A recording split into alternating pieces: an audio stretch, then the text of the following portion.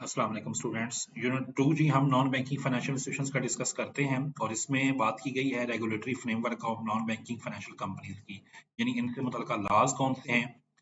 तो ये की कॉन्सेप्ट हैं। इस यूनिट के अंदर हम देखेंगे कि एनबीएफसी से मुतल्लिका कंपनीज एक्ट क्या कहता है 2017, फिर एनबीएफसी के रूल्स हैं 2003 के, इनके एस्टेब्लिशमेंट के वो क्या हैं, और फिर एनबीएफसी से मुतल्लिका रेगुलेशंस हैं 2008 के, इनको ब्रीफली ओवरव्यू करेंगे।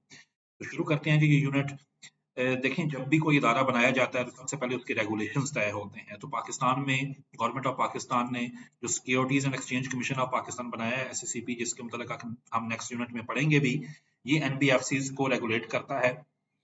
और इसके तहत ही फिर आगे इनके 2003 की और 2008 के रेगुलेशंस डेवलप हुए हुए हैं।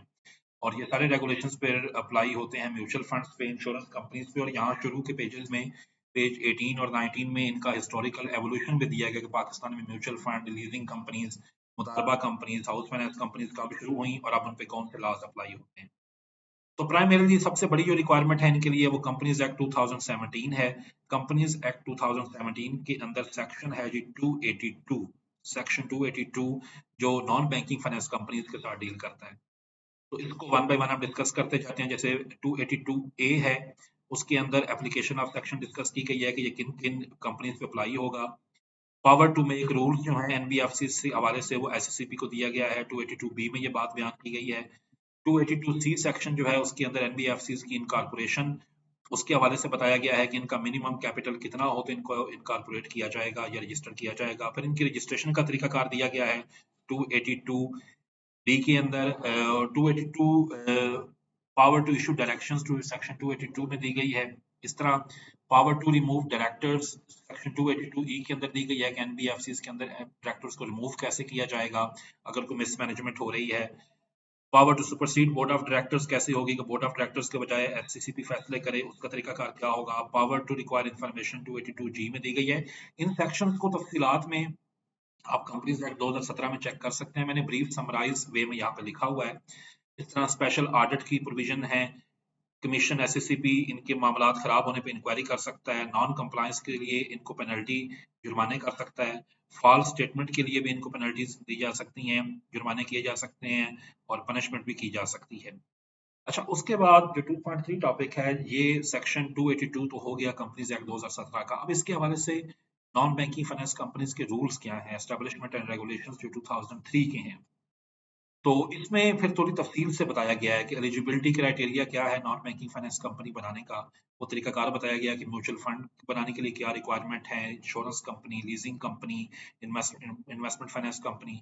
फिर permission to form a non banking finance company, permission आपने एनबीएफसी एससीसीपी से लेनी है और उसका तरीकाकार क्या है। Condition for grant of licence क्या है वो दी गई हैं।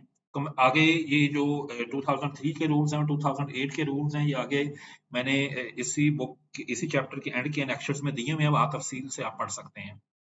कमेंसमेंट ऑफ ऑपरेशंस के लिए क्या कंडीशंस हैं वो दी हुई हैं। Conditions applicable to NBFC, monitoring fees क्या होगी वो तरीकाकार लिखा हुआ है, बैंक अकाउंट की ओपनिंग का, और इनका रिस्क मैनेजमेंट का प्रोसेस क्या होगा। इसके अलावा नॉन बैंकिंग फाइनेंस कंपनीज के जो रेगुलेशंस हैं 2008 के, ये अब ये बताते हैं कि इन कंपनीज के इंटरनल मामलात रेगुलेट कैसे होंगे। एस्टैब्लिश तो हो गई, अब इनकी डे टू डे वर्किंग के जो रेगुलेशंस बनाए गए हैं, जैसे मिनिमम कैपिटल की रिक्वायरमेंट्स बताई गई हैं, हर कंपनी के लिए डिफरेंट हैं। एग्रीगेट लाइबिलिटीज ये कितनी ले सकते हैं, यानी लोगों से कितने डिपॉजिट्स ले सकते हैं मैक्सिमम। इंटरनल ऑडिट फंक्शन है इनका कि ये इंटरनल ऑडिट कैसे इंश्योर करेंगे और उसमें इंटरनल ऑडिटर की अपॉइंटमेंट की क्या तरीकाकार है। और फिर इन्होंने जो इन्फॉर्मेशन एसएससीपी को सबमिट करनी है, इनका कोड ऑफ कंडक्ट जो है। फिर मनी लॉन्ड्रिंग और इलीगल ट्रेड के हवाले से कैसे इनको रोकना। बहुत सी जिसे कहते हैं कि फ्रॉडुलेंट स्कीमें भी इशू हो जाती हैं, इन्वेस्टमेंट स्कीमें, तो उससे कैसे बचाना है लोगों को। और फिर इसके हवाले से जो फीस एप्लीकेबल है। अच्छा, आप पाकिस्तान के एनबीएफसी सेक्टर जो है, अगर उसको मैं थोड़ा सा ओवरव्यू करूँ, एक तो हमारा जो फाइनेंशियल सेक्टर है उसके अंदर बैंक्स हैं, और दूसरे एनबीएफसी सेक्टर के अंदर फिर जो पहले हमने पढ़ा लीजिंग कंपनीज हैं और म्यूचुअल फंड्स हैं, इक्विटी फंड्स हैं, पेंशन फंड्स हैं, मुदारबाज हैं, ये सारे फिर इसके आते हैं। तो ये 2012 की एक रिपोर्ट है एसएसबी की। इस चार्ट को भी अगर हम देख लें तो पाकिस्तान में 73% या 72% के हिसाब से जो टोटल फाइनेंशियल सिस्टम है वो आप समझ लें कि स्टेट बैंक के कंट्रोल में है या बैंक्स के कंट्रोल में है। 17% हिस्सा नेशनल सेविंग्स वालों के पास है और 9% हिस्सा जो है वो नॉन बैंकिंग फाइनेंशियल कंपनीज पे मुश्तमिल है। इसकी तफसीलात आगे हम पढ़ेंगे। ये डाटा भी थोड़ा पुराना है, इसको अपडेटेड वर्जन जो है इसमें थोड़ी सी परसेंटेज में चेंजेस आई हैं, लेकिन अभी भी पाकिस्तान का मेजर फाइनेंशियल सेक्टर जो है वो बैंक्स पे ही डिपेंड करता है, ऑलमोस्ट 75%। और जो नॉन बैंकिंग सेक्टर है वो पाकिस्तान की ओवरऑल फाइनेंशियल सेक्टर का 10 to 12% है। तो लेकिन स्टिल इसके अंदर पोटेंशियल बहुत है और इसमें ग्रोथ के बहुत से चांसेस हैं। तो ये यूनिट 2 था जी आपका। इसके एंड पे ये भी लॉन्ग और शॉर्ट क्वेश्चंस दिए हुए हैं।